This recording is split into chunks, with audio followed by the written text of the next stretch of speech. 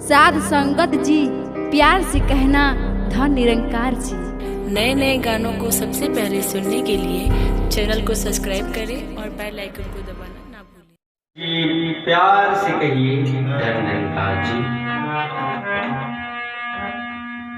सत्संगत, आप जानते हैं सदगुरु की महिमा अपार है। इसकी कृपा जब हो जाती है तो एक पत्थर भी तर जाता है, और सदगुरु की कृपा हो जाए तो एक पत्थर भी कर सकता है। आइए, एक सदगुरु की महिमा है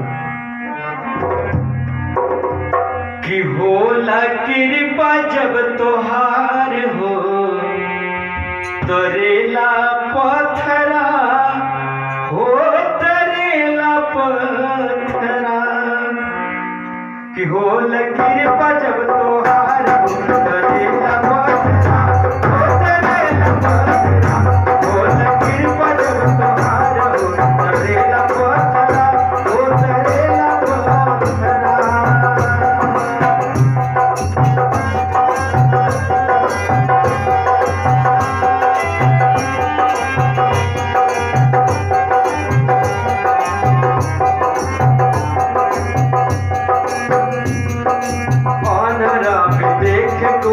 गीतिया सुनावेला ऑनरा भी देखे कुंगा गीतिया सुनावेला, लंगड़ा भी चल के सदा सनवा में आवेला, देला क्षण में कुबार हो,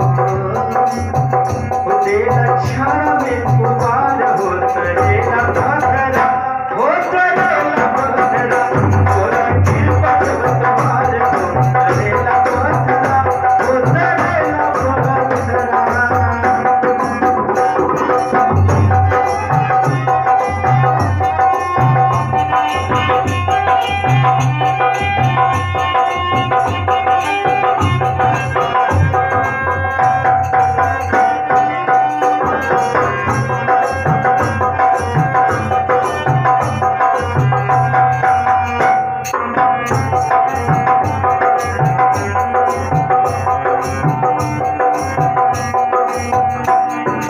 और सदगुरु के महिमा का वर्णन